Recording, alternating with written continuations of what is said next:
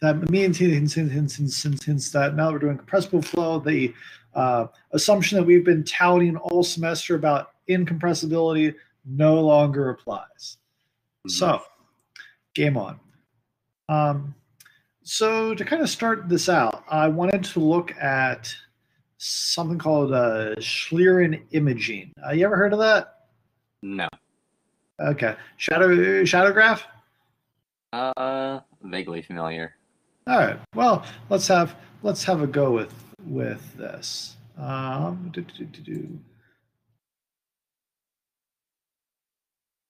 Share that, and then can you see the video? Yes. All right. Cool. Oh, actually, that's a good question. I don't think that you'll hear sound through this, so I'll kind of narrate if you don't hear it. Let me know as soon as you can if you don't hear sound. All right. Sure. Light source on the mirror is up over there. So, did you hear any of that? I heard some little bit garbled stuff, but yeah. Okay. Cool. If it was all garbled, I'll It just was completely inaudible. Okay. Well, if you can't make it out, just let me know and I'll do a voiceover thing. Sure. Cool. Here we go. And the light source, the mirror is up over So sorry, just actually, if this part is cut out, so just say you get an idea what's going on. So I got a knife there, camera. There's a light source right here that's going up to the. Light source is going up to this mirror, bouncing back to the camera. The camera's more or less taking a picture of the air between the light source, the mirror, and the camera itself. All right. It's not actually. It's the focal point of the camera is about right there on the knife edge. It's relatively close to where that is. So all you're getting a picture of here is air. All right. Okay. Cool. So onwards and upwards. Again, if you can't make it out, just let me know. mirror is up over there. This is what it looks like without the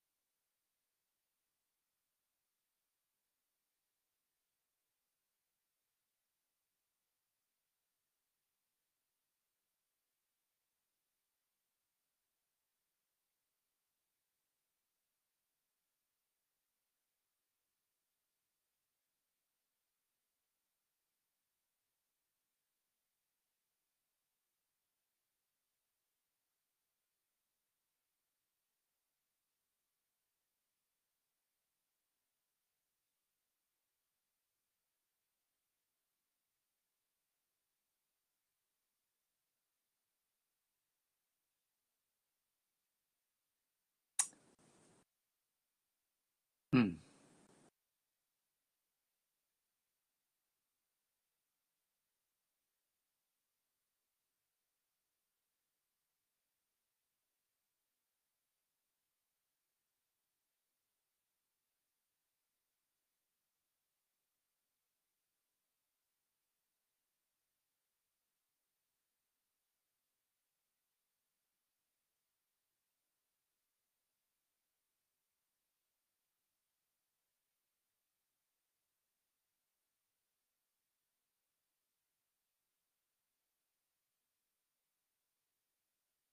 Okay, so the question of the day is, what the crap is that? Like, okay, sure, candle, but then we see all this roiling stuff.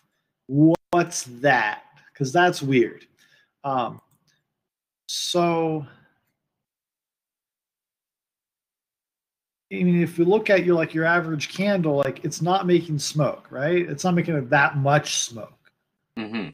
So the question is, what is actually being imaged here?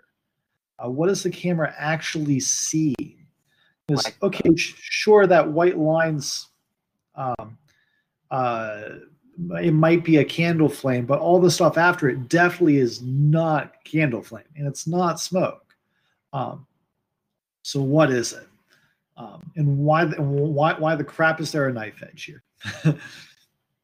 um, so let's have a look at this and see where we go. I forget what the next slide is. Let's see, is that? Yeah. Okay. So this is another way he have seen it a little bit more static way. So if I see, can I do this? This. Okay. So if we diagram this out, maybe it would be a little bit more clear. So I'm going to get a new thing in that. Use technology. Hang on a second. Here we go.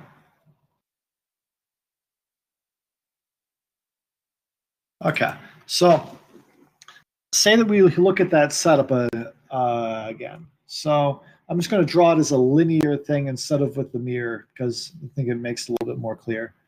So on one end, we have light source. So there's my light source, and it is producing, light. Woo! Mm-hmm. All right. At some point, there's the mirror in the setup. What you didn't say is that it's a concave mirror, so it acts like a lens and focuses the light back down. So light gets focused back down. It's in some point he sticks a knife in the way, not all the way in, just enough to take out at least some of the light. Because if it was all the way in the way of the light, then you wouldn't then we wouldn't see anything. And then he has a camera at the far end. All right. So what's happening? So the question is, there's obviously something going on at this knife edge. So what's the magic sauce? Because it's doing something to light that's getting through. Blocking some light, it's not blocking other light. Okay. So first, how do we want to go about this? If I looked at the first part of the video, when the guy's just has the light on, the candle's not lit, he's just shining light at this mirror. It's the image is all uniform, right? It's all white, it's all black, or it's all dim, right? So when the candle's not there, we don't see anything different. It's only when the knife edge is in place and the candle's there that we see something change. So we know that the knife edge is doing something to limit the light, and something between that and the fact that there's a candle here. Here's your candle. That's doing something. So let's start with the candle. What does this candle do to the air? Because we're not it's called, for the second part of that video, we're not imaging the flame, we're imaging above the flame. So what is this candle doing? It's heating up the air and making it expand. Okay, so you say that it's adding Q to the air, it's adding some heat. If it's expanding, that means that we're decreasing pressure. For decreasing pressure, we can say, well, P equals rho RT. We know that T is going up, so what has to go to? So what has to go down? Density. Right. So for decreasing pressure, we're also decreasing density. Hopefully Okay. decreasing Say again. Say again. Hopefully we're not decreasing the gas constant. I really hope not too. It'd be unfortunate. It'd be unfortunate. It would also be a sad day when your gas constant is no longer constant. Okay, so we're doing all that up front. Now, the question is does that have any influence on the light? Like by standing around a campfire, we know that something has an influence on light. So let's look at that. So if we look at like a mirage, or like what you see around a campfire, like we know that there's some relationship between heat and how light passes through a medium like air. Or like when we see a mirage, we're just seeing an image of the sky kind of quote unquote reflecting off of the ground. So we know that happens because of heat. So we know that there's some sort of pressure, density, temperature relationship going on there too. But like, why is it doing it, right? Mm-hmm. So do you remember anything about refraction from physics too? That most wonderful lab that you had. So what about it? What is refraction? The bending of light. The bending of light. Why and through what? So depends on the type of material and the thickness of the material. And so the thicker the material, usually the more the light will bend. Okay. Actually, the thickness doesn't have much to do with it. It's all about the type. It's not that much about the type. It's about the change in type. So, like when I look into a pool, and I have a stick going into the pool, like a pool brush or like a straw in a glass of water, how much the light bends. How do I say this? The light bends at the interface between the water and the air, or when the light moves between two different media. Like we don't see light bending in uniform, homogeneous air, right? Like I can look for a mile around here or whatever, and I can see directly from point A to point B, assuming that the air is perfectly homogeneous, right? That makes sense? Cool. When things become non-homogeneous, that's when it gets tricky. Like when you go from water to air, or light bends at the interface between the two media because they're different. And rather that light travels through them differently. It's a kind of weird thing to think about, but one way that I've heard it explained, which is pretty much as close as we can get without let's waving our hands and saying quantum mechanics, is something like this, where if I have the interface between two media, say this one's water, this one's air.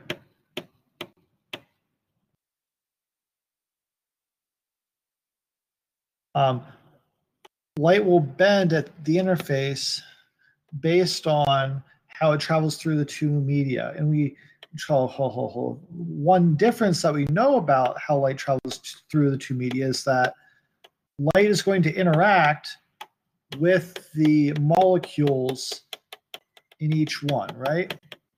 Mm-hmm. And there are a heck of a lot more molecules per cubic inch of water than air, right? Mm-hmm. Like air, normal density of 1.225 kilograms per meter cubed, and water's like 1,000 kilograms per meter cubed. I don't know if it's legal to have a kkg, a kilogram. Maybe it's a megagram per meter cubed. Anyhow, so we know that light interacts with molecules as it goes through a medium. Like if you look at a model of what's called kind of the Bohr model of an atom, if you have a proton coming in, it'll give energy to an electron sitting on an orbital.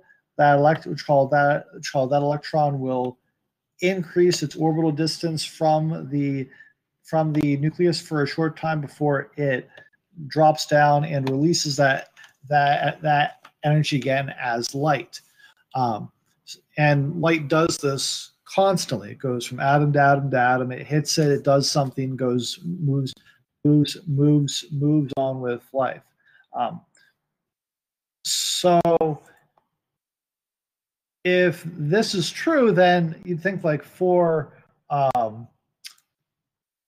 water, you'd have a lot more of those interactions going on. For air, you'd think you have a lot less. I mean, they're 1,000 times different in terms of the density of matter in each medium, right? So if you think of it in terms of like the speed of light, light should travel faster through air than it should through water, right? I mean, there's just less stuff in the way. If you want to think about it in a really simplistic sense. And as we've looked at in physics, at least Physics 2 lab, how much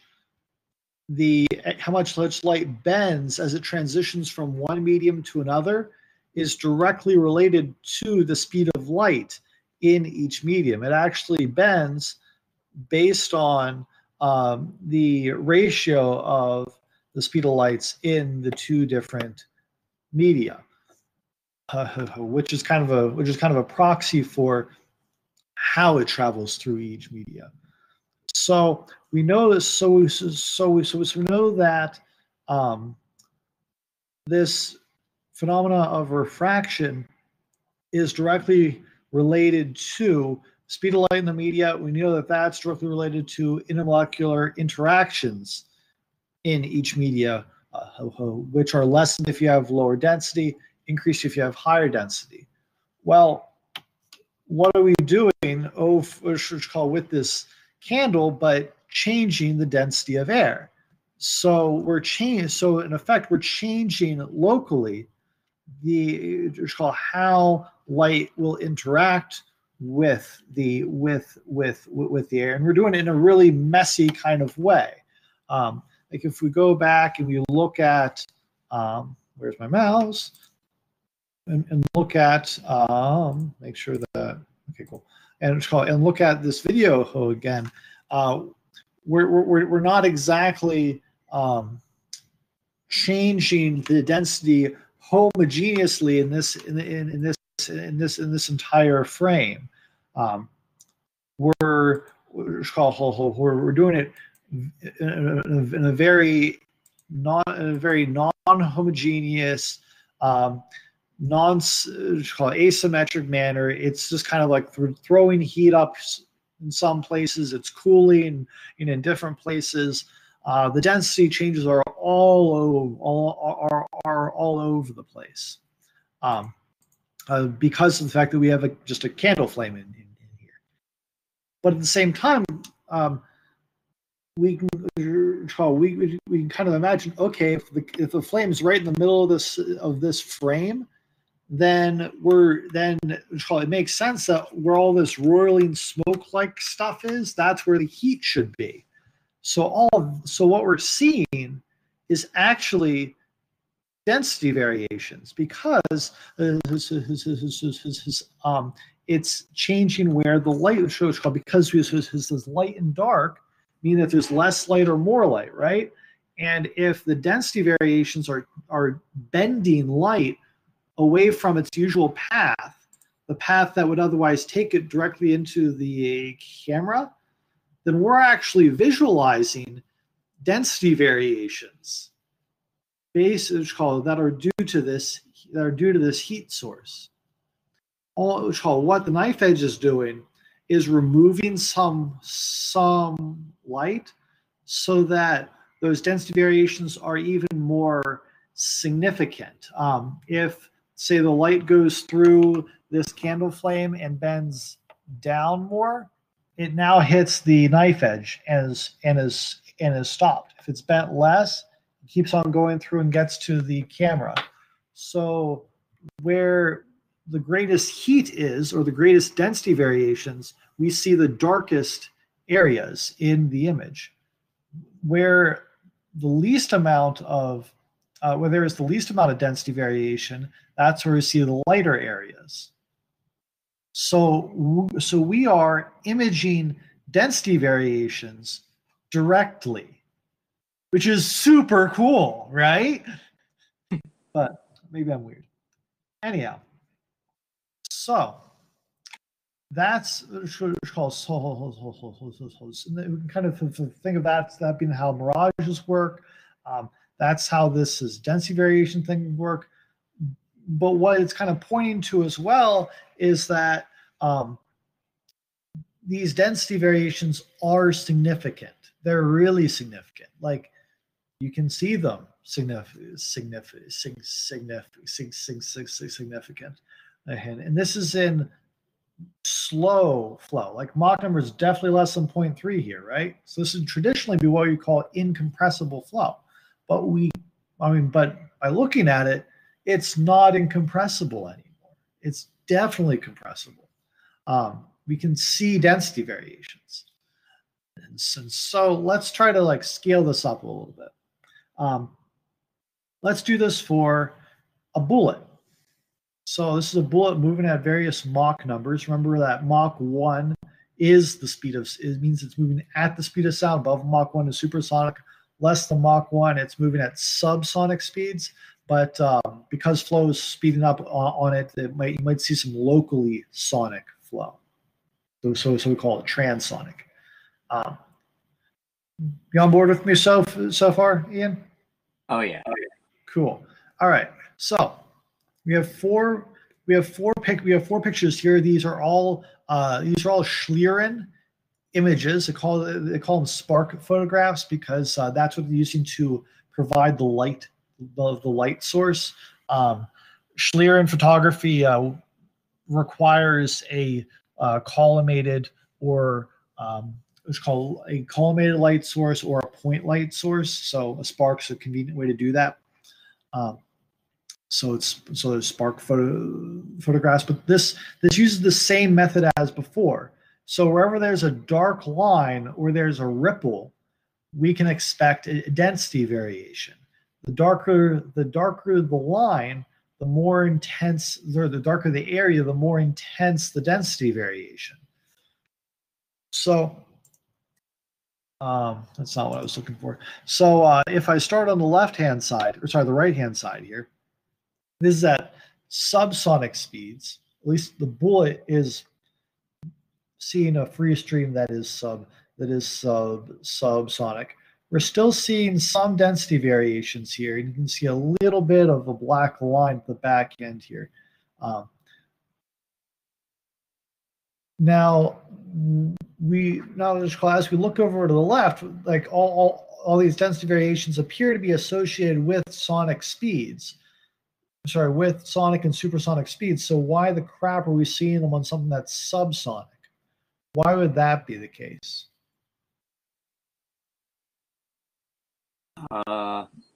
So as the air is expanding out of the way. Some parts are accelerating above the speed of sound. Yeah, like collapsing at the back. Yeah, so like we know from looking at airfoils that air will speed up as it goes around a body that's in the way of its motion, right? Works for a symmetrical airfoil, and this bullet looks awfully like a symmetrical airfoil. It just has a blunt back to it. It actually looks like a backwards airfoil, really. So know that the air is going to speed up as it goes over the airfoil. So while it might be subsonic up here ahead of it, as it moves over the bullet, it's going to accelerate. And well, given how close we are to Mach 1, it'll probably hit the speed of sound as it goes over top of the bullet. And we can kind of see the effects here. Like you see some light ripples, you see this dark line at the back. You just see that expand the faster we go. So it makes sense that that's what's going on. But let's parse this a little bit more. So as opposed to, come back here. So as opposed to here, where the ripples are, where the density variations are pretty smooth, density variations here are really sharp. Like this, like it's a black line.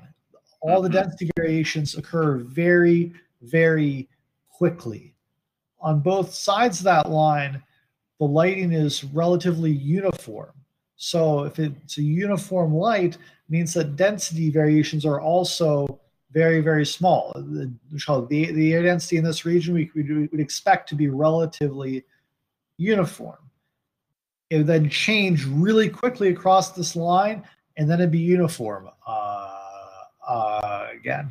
Same thing up here, so on and so forth.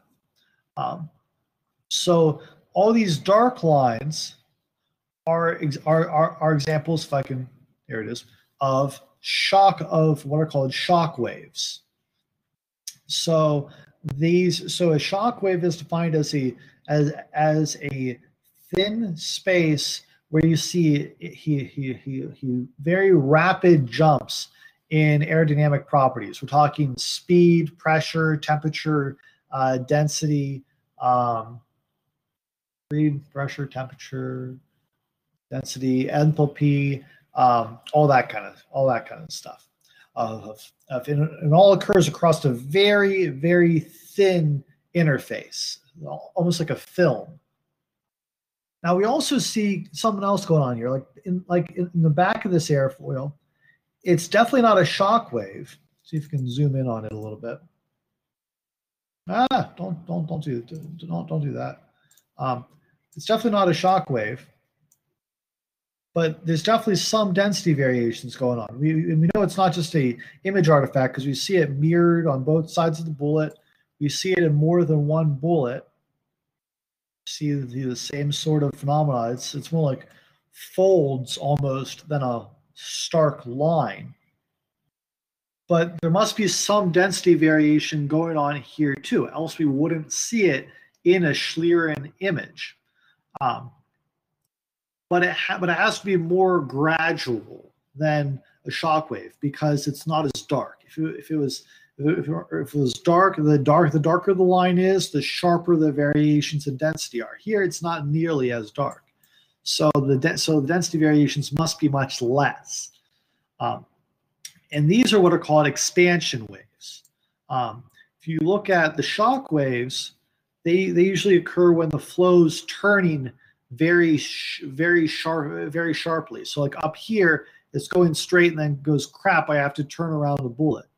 You get a shock wave. At the back, you have a very sharp corner that the flow is trying to turn around. You get a shock wave. The expansion waves are coming right at the after side of the bullet, kind of where it's starting to curve back gently. That's That's an expansion wave. It's what you call it. If a shock wave, more like a bow wave, like the bow wave of a boat, kind of see it here. If where a bow wave of a boat's kind of a building up of pressure, same idea here. And expansion waves the other way. It's an expansion wave. It's decreasing pressure.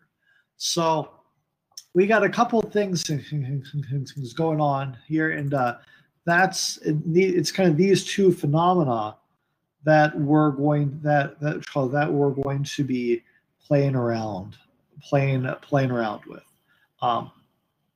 The other thing to note here is that these all occur whenever the flow has to turn.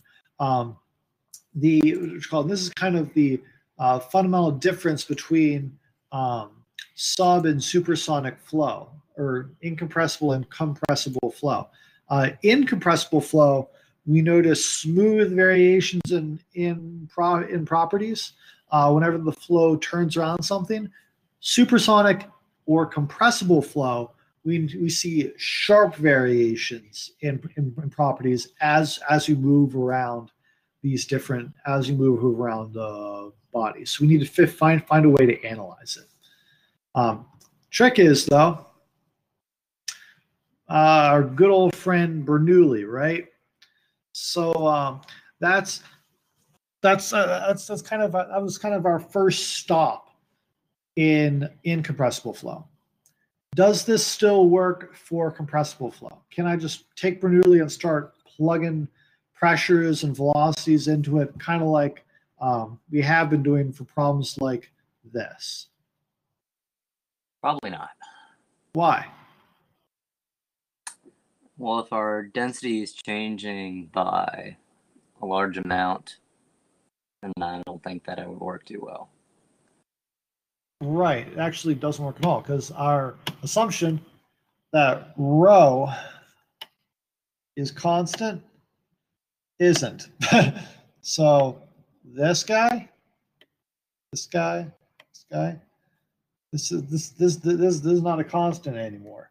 I have to think of it as rho 1 and rho 2. That's a 2, I promise. There are two different values. Density is now a function of state 1 and state 2. So, I mean, technically I could use it. I just can't make any assumptions about density anymore, which kind of doesn't make it useful anymore. So we need to get some additional relationships first. So game on. You remember which slide I have here? Okay, cool. Yeah, let's go over here. So we also have a couple of terms here. So one, we got the ideal gas law. That at least gives us one additional relationship between density and other properties at a given point. So at state 1 or state 2 on that previous slide, I can take this and say, okay, I have pressure at state 1. That's equal to the density at state 1 times my gas constant, which is constant, times temperature at state 1.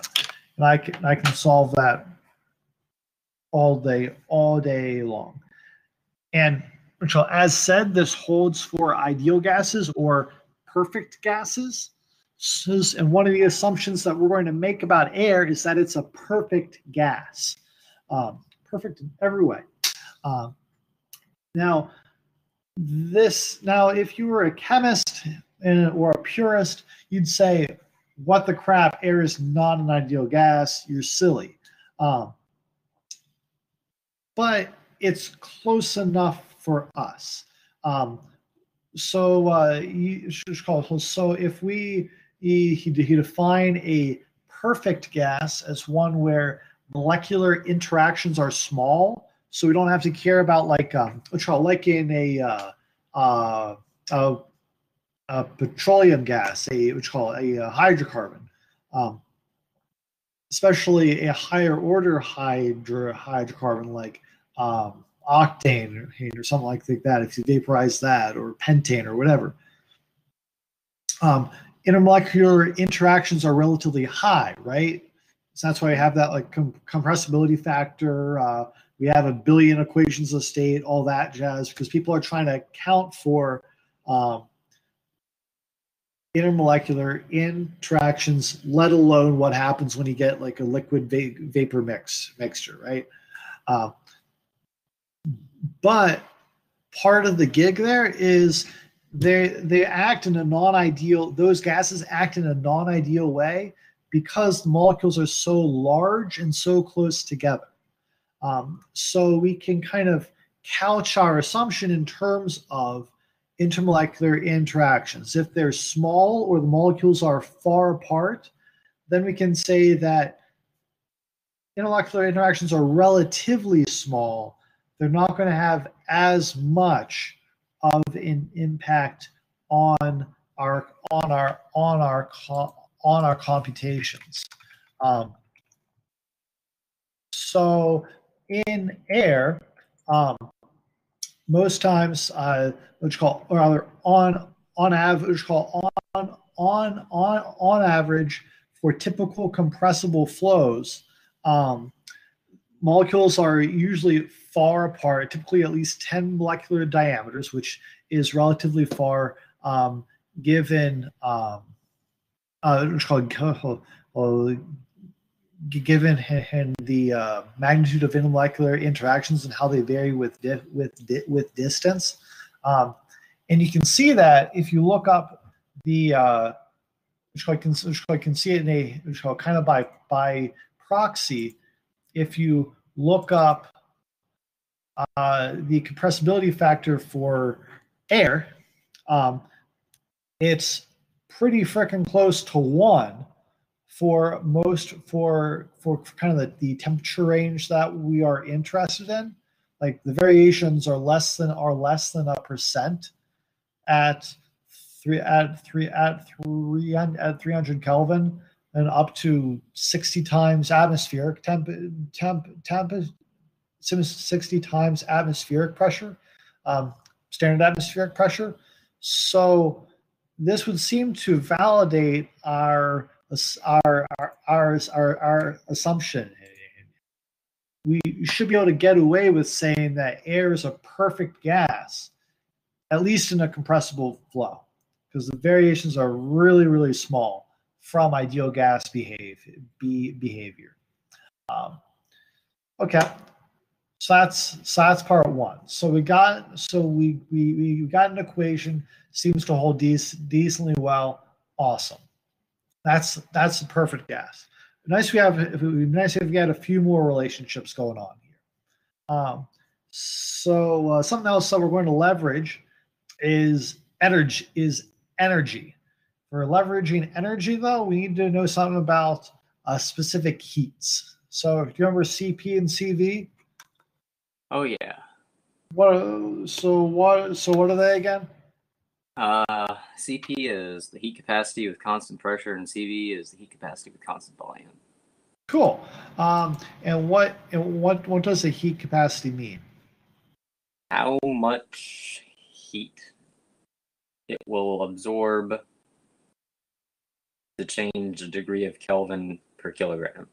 Yeah, exactly. It's called exactly. Say my specific constant pressure. Its units are joules per kilogram Kelvin. So how much energy is required to heat a kilogram of a given substance 1 Kelvin? Awesome. It's called when if we're talking about energy variations in a medium, it makes sense to play with this. So let's see what we can do here. So backing over to OneNote.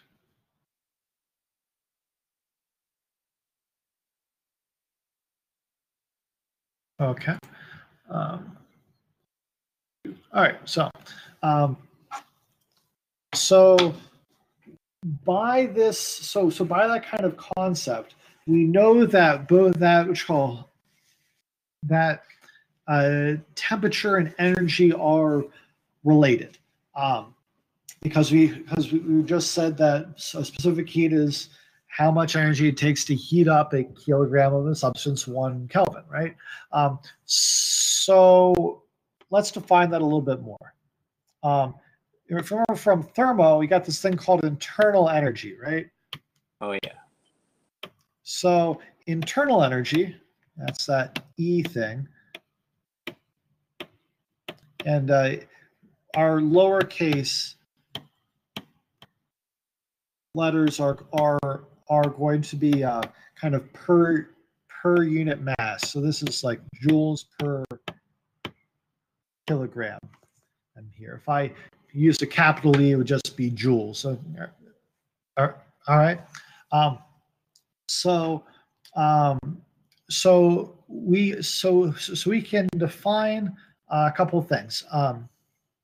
We said that temperature and energy are related. We're going to most closely associate temperature with internal energy. If temperature is really just the average kinetic energy of the molecules in a substance, we're going to call that the energy that it's measuring the internal energy. Cool? Sure. Cool. All right. So that's that. But we also have CP, right? Oh yeah. So CP is most closely related with enthalpy. You remember what enthalpy is?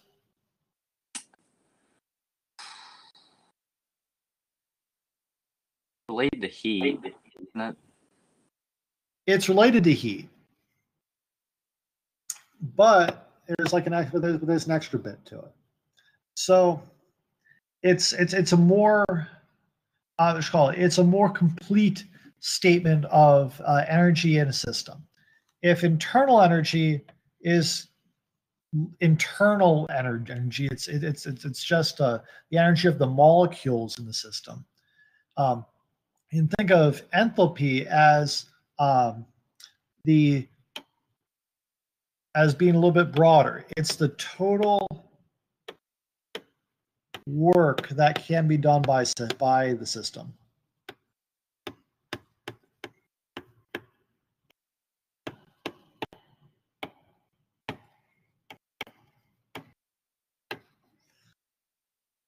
Okay, and it's has the same units as E in this case. Again, it's lowercase, so it's it's a per unit mass quantity. So I have to move my monitor around a little bit so I can write on a little bit easier. Oh my goodness, what's happening here? There we go. Okay.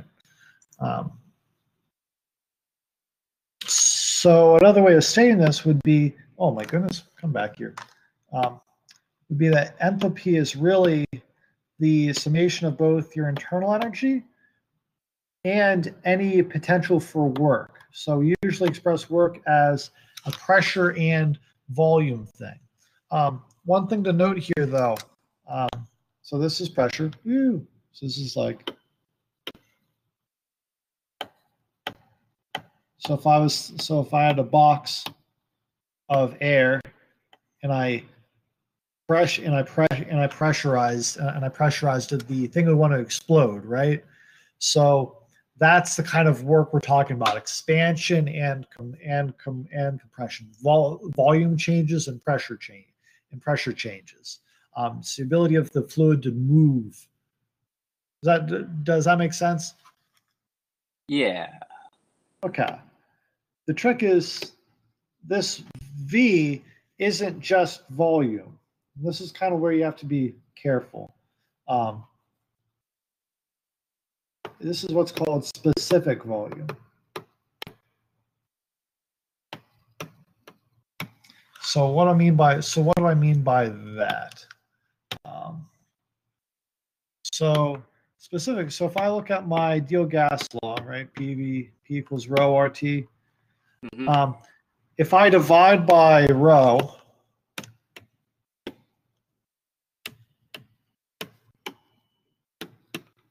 Another way of stating this equation is in terms of something called specific volume.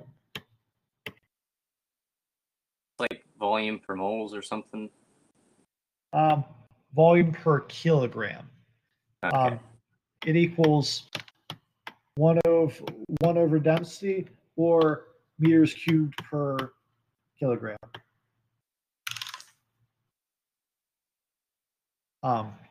You could express it as volume per mole if you wanted to, but we're always dealing with air, so we don't. So that's why we're not using the universal gas constant.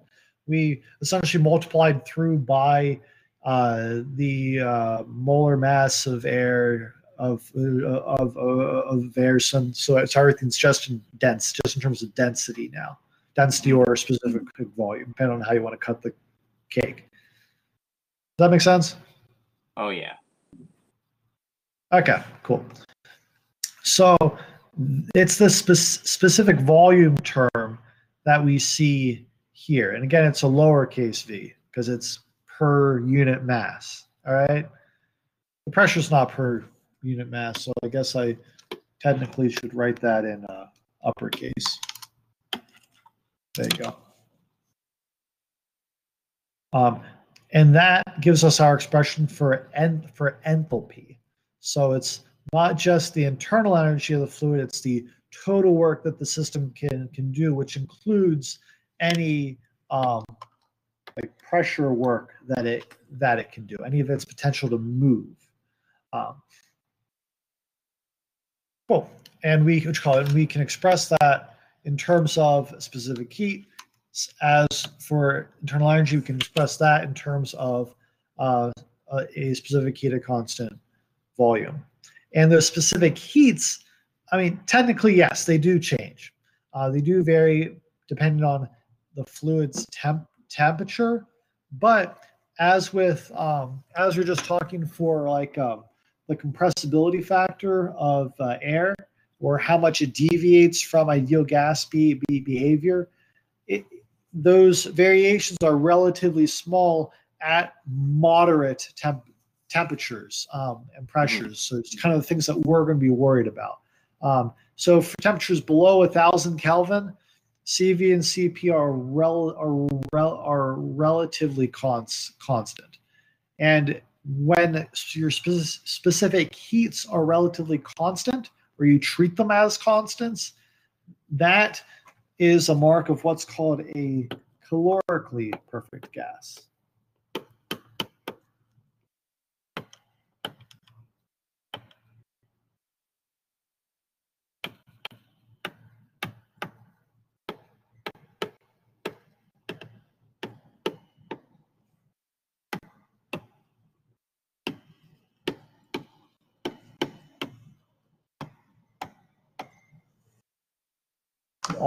All of those two things are constant.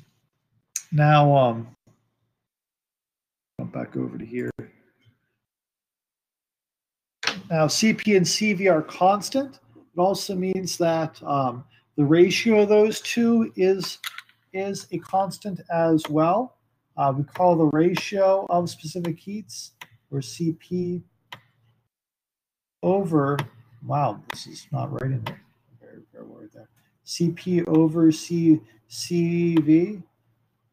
We call that gamma, either the Y gamma or the loopy gamma, whatever you are feeling like on a particular day. We call that the specific heat ratio. It's about 1.4 for everything that we're going to be doing. And since our specific heats are constant, that is also a constant. So this is great, but like, what the crap does this really get us, right?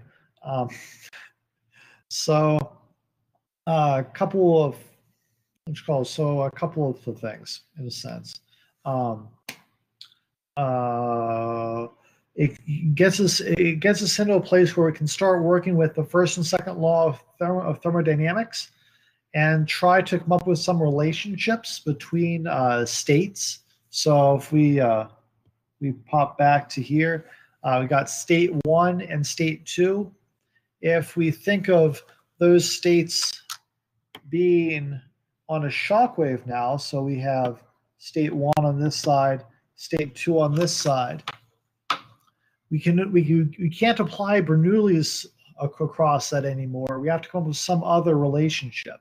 So where we're kind of going to be going is taking these different thermodynamic relationships, because we know that energy has to be conserved, mass has to be conserved, momentum has to be conserved, and try to throw them at those things and see if we can get out a relationship between those two states.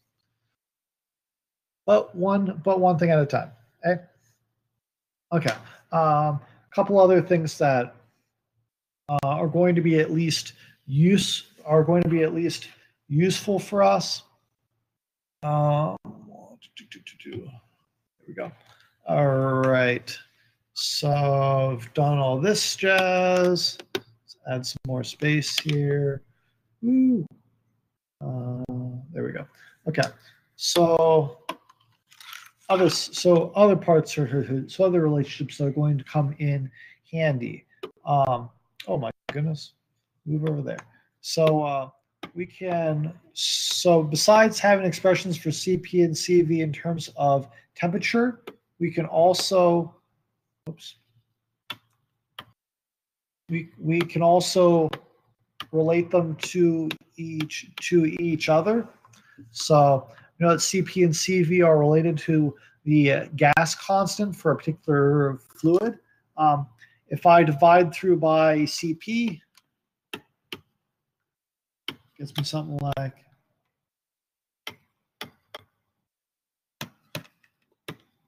that. I know that this is just 1 over my specific heat ratio. So I can come up with some expression for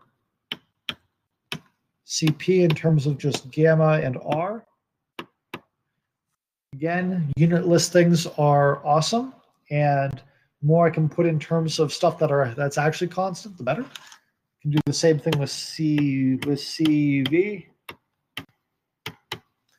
This seems kind of pedantic, but these relationships are actually going to help simplify a lot of things as we go down, as a lot of relationships as we continue down the line here. So, oh my, well I didn't think I could crash OneNote, but apparently I just did. Game on. So we can use CP minus CV equals R because we're assuming it's a perfect gas, right? Assuming it's a calorically perfect gas. Okay. Yeah. Specific heats are constant in a calorically perfect gas. Mm-hmm. The fact that it's a perfect gas means that we can use the ideal gas law. Deviations from that are small. And then we're also saying that specific heats are constant because it's a calorically perfect gas. You good with that? I guess I'll be good with that. You have any questions about that? No. All right. So let's continue playing the game then. So let's have a look at the first law of thermodynamics then. So before we kind of had a relatively simple give me that. We had a relatively simple way of stating it, right? First law of thermodynamics says whatever you put in, you get out. Energy is neither created nor destroyed. Okay. Another way of saying this is that if there's a change in energy. So if I add some energy, which usually means adding some heat to it, some Q.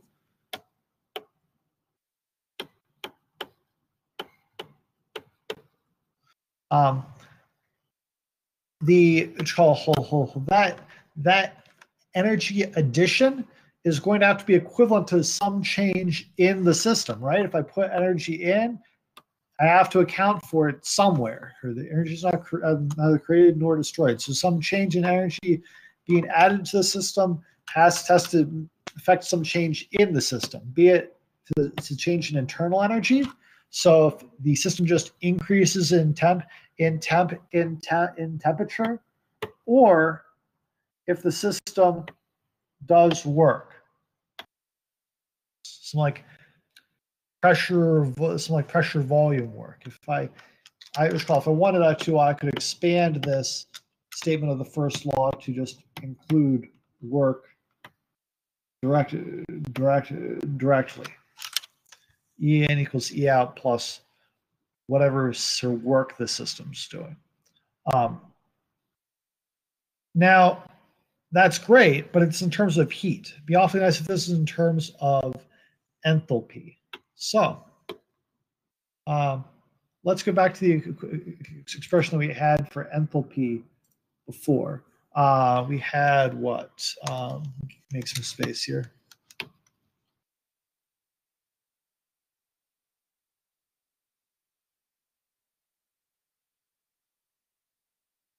Prior to this, we said enthalpy is equal to internal energy plus PV, because that's awfully like this. Well, if I differentiate this or perturb it, I have like a delta H, a change in enthalpy is equal to a change in energy plus, I need to apply a chain rule here, so got some blah,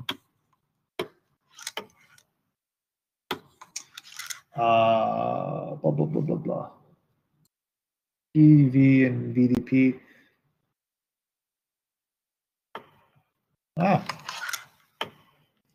Some P dV, some VDP. So I can take that, solve it for delta E if I wanted, and I can drop that into my expression in here if I want to cast that in terms of enthalpy instead. Sorry, I said I was going to replace the dq. I'm not. I actually need the dq because it's how much energy that we're adding. But the upshot is that I can get this first law expression in terms of both enthalpy and internal energy and internal energy. However I want to play the game. Does this help us a whole lot? As with most things that we do, not that much right now. But wait, there's more. So where to from here? So we got this expression for the first law.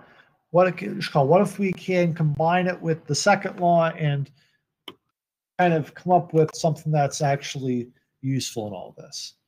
So what's the second law of thermodynamics?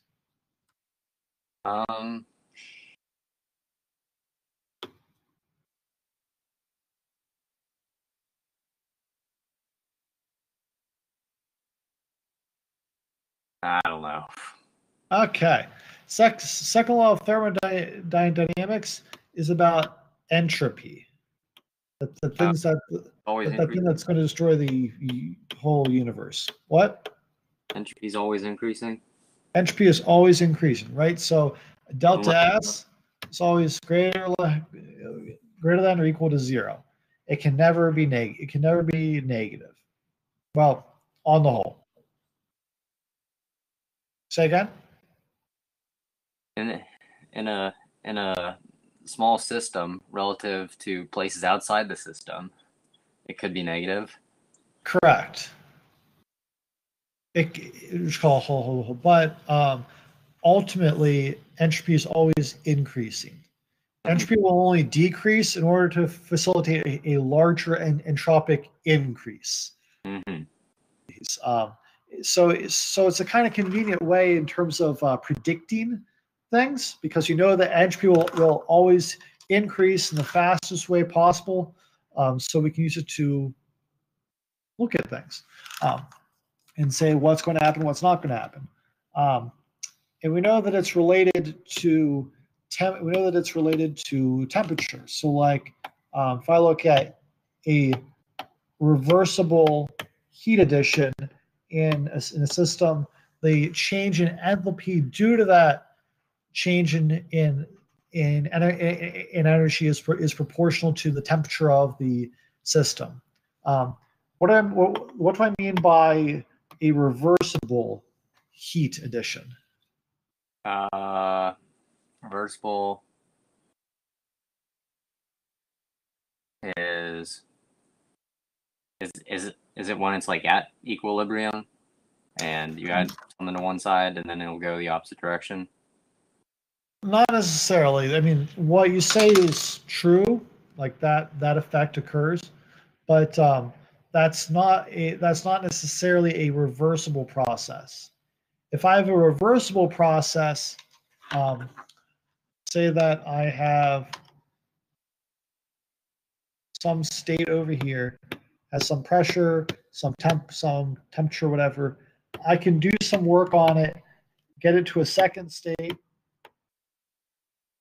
And if I wanted to, I could always go back to the first state without any gain or loss of energy. Now let's think of like friction. If I move a book across a surface, I'm losing some of the energy that I'm putting into it due to frictional losses, right? I can move the book back to where I started, but it won't be in the same state that it originally was, right? I'll have lost some energy. Mm-hmm. That's an irreversible process. Yeah. Now, if I take like some gas, I do some work on it, I expand it, I do some work on it, and I compress it, or it does some work on the environment and it compresses. There's no losses, really. It received some energy and it gave the same amount of energy away. It's a reversible process. Does that distinction make sense? Sure. Cool. By sure, does that mean that there's a question in there still? No. Okay, cool. So that's a reversible process. So and I can compute the entropic change through those kinds of processes.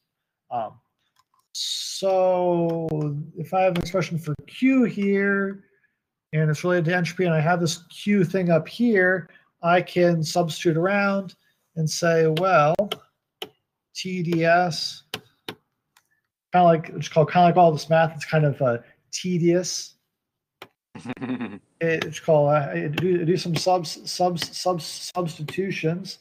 I can say it's equal to enthalpy times VDP, because if I have delta T is all this stuff plus PDV, I have a minus PDV in there. They cancel out, leaves me with DH minus D. If I substitute this in, these two cancel out, leaving me with this guy and this guy, right? So stay there. So I can get down to this expression for enthalpy and entropy here, which is essentially just a stronger statement of the second law. I added a lot of space there. Sorry. Wow, I added a lot of space. Come back to me. There we go. Says if there is a change in entropy, if there is any work, there is going to be a change in entropy. So they're all, so it kind of gets back to that second law thing. Entropy is always increasing. Anyhow, now that I have expressions, I can get this in terms of delta H, or if I made that substitution again, I can make this in terms of delta E in terms of internal energy. I can say, well, TDS is either specific heat, is delta T, some change in temperature, BDP, or I could also say my entropy is related to internal energy. Whoops, that should be big T, sorry.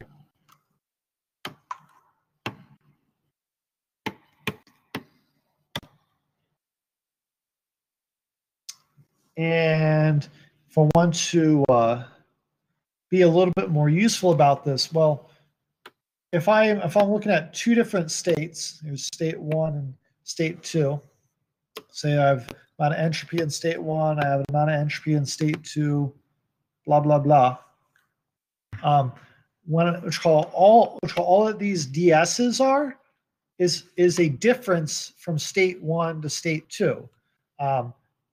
DS is just the difference from entropy in state 2 and state 1. So just S2 minus S1. Same with delta T. It's just T2 minus T1. That's all that delta is. It's the difference between two states. So I can rewrite these equations without those deltas. I'll just put everything in terms of state 1 and state 2, and do a little bit of math in the middle, and I'll get kind of an equation of state, or at least something that relates the two states. That looks like this.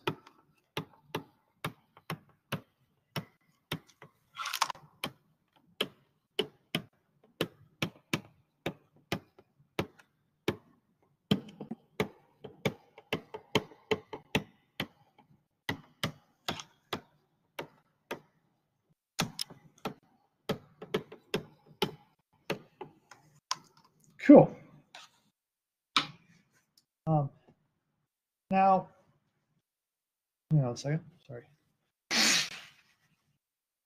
Now, do we care much about how entropy changes? Not really. Like, okay, it's always going to change. Do we care about how much entropy we have? Not really. We're not chemists here. For chemists, it relates to Gibbs free energy and all these other things that determine how these processes work. We don't really care all of that much. We care about finding relationships between things like temperature and pressure and density and whatever. I mean, that's specific volume, but it's related to density. That's what we really care about. So how can we do this? Well, one thing is by looking really closely actually at entropy. So across a shock wave, what do we say he changes across the shock wave? Temperature, pressure. Oh crap! Sorry, have you been missing that whole thing? Oh crap! I'm really sorry. I guess it crashed when I did that. So I'm sorry. I thought that this was sharing the entire time. All this stuff. Did you see any of that? Oh, there. Yeah. There we go. Yeah. Okay. Sorry about that. Okay. So let me just back up and run through it again quick. I'm sorry. I could have sworn it was sharing the entire time. So, so we started off with this expression here. Did you get that one? Yeah. Okay, cool. So we got these expressions for enthalpy and and internal energy variations. Talked about how you can substitute between them based on their respective definitions. That was first law. Do you get any of the second law stuff? Yeah. Okay. So started into this. Kind of you kind of have the definition of entropy as a function of kind of heat addition and work in a fluid. So changes in enthalpy and in work, this VDP stuff. And based on that, we can make this explanation of changes in of these DSs and DTs and DVs and DPs, all these differentials in terms of changes in state, and how it's really just a change from state state 1 to state 2, and it's just the difference between those two. So like this guy, like T2 minus T1, that's just some delta T. Yeah. Cool. All right, we get down to here. Okay, cool. So now that you're here, we're taking a little bit closer look. Oh my goodness, at entropy, at the entropic change. I'm trying to see what we can say about that. So across the shock wave, what can we say about changes in entropy? Are they going to be there? Yes. Yeah, I mean, if we look at this expression here, we know that across the shock wave, density changes like crazy. So this thing's definitely not zero. And if density changes, we know that we know that temperature is going to change. We know that pressure is going to change. So I mean, change in entropy across the shock wave, definitely not zero. Like, way the heck not zero. On the same side of a shock wave, though, where the flow's homogeneous, we would expect that the temperature would be, we expect that the temperature would be the same if we're on the same side of the shock wave. T1 would equal T1, right? Mm-hmm. Like if I looked at this expression across a shock wave, it would be the natural log of 1. Natural log of 1 is 0. Natural log, dang it, stop changing off of that. Natural log of 1 here is 0. On the same side of the shock wave, we should see we should call S2 minus S1, because both of them are on the same side of the shock wave, they're in the same flow, it would be 0. So for two states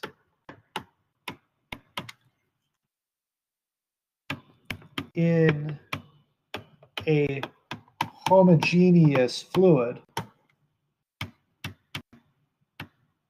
we do not see a change in entropy because nothing's changing between the two states. And this is what's called isentropic. This is what's called isentropic flow. Mm-hmm. When your change in entropy is 0. So what's going to be really, really useful for us is to come up with some isentropic relations. So in other words, relationship between flow properties before and after shock waves and stuff. So if we take these equations up here and we set the left-hand side equal to 0, we can come up with expressions that look something like this. And this is going to be where we pause for the day. We come up with relationship between the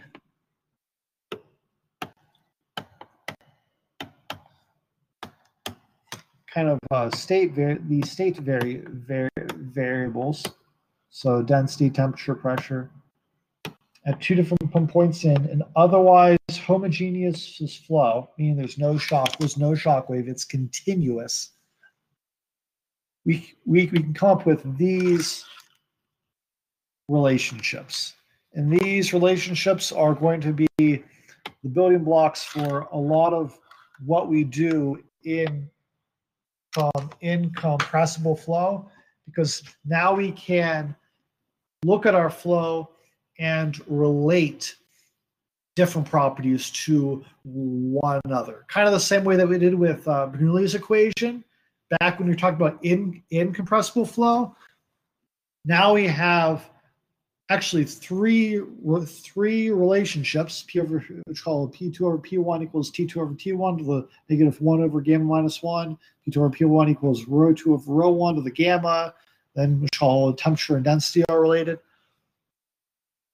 We have three relationships here that we can use to solve for variations in pressure, temperature, and density. So we've kind of come up with our own equations of state for isentropic flow. And from here on out, we're going to start throwing these at some compressible flow problems and seeing if we can start solving for things like how velocity, temperature, density change across shock waves and expansion waves, phenomena that we can't account for in any other way. So, game on. Any questions? I guess I have a homework question. Okay. Well, I'll keep the video rolling. What do you got? So I already submitted the homework, so it's really too late, I suppose. But on question, I think it was 3 with the Spitfire. Yeah. Let me just bring that up quick.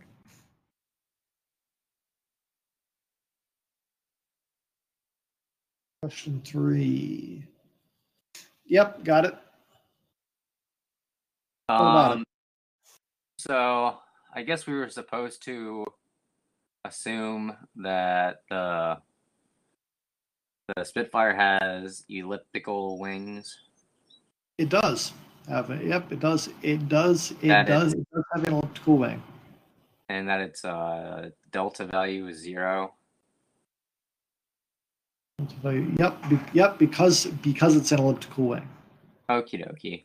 Well, I originally didn't do that, and I looked up values from like whatever papers from the 1940s when they were testing the efficiencies of these wings, and Nice. I found a value of the reciprocal of what was that, E? I think is what the book uses for the efficiency. Oh yeah, it's called Oswald's span-wise efficiency factor. Yeah, so this paper had a reciprocal of that, and they had a range between like 1.05 to 1.15. Yeah. So the average of that, and I think it was like 0.896, which is pretty close to 1.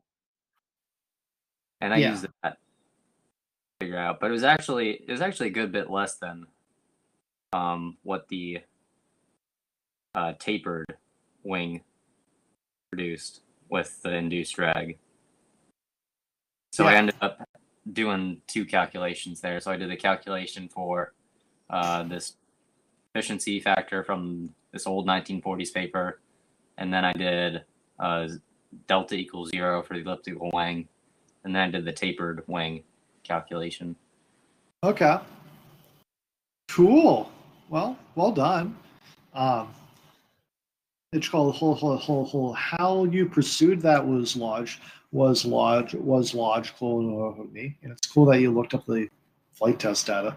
But yeah, the Spitfire is kind of unique in that it's probably the only or one of the only aircraft with an elliptical wing, and as a result, it's one of the only ones that has a pretty darn close to elliptical lift distribution. They didn't plan the wing to be elliptical because of lift generation, though. apparently it was to something could fit the armament more efficiently, and they just ended up with an elliptical platform, and that just happens to be the most efficient one. So yeah, nice job. I didn't hear a question, I just heard you doing a good job. So all right, sounds great. all right, See ya. Well, see you around.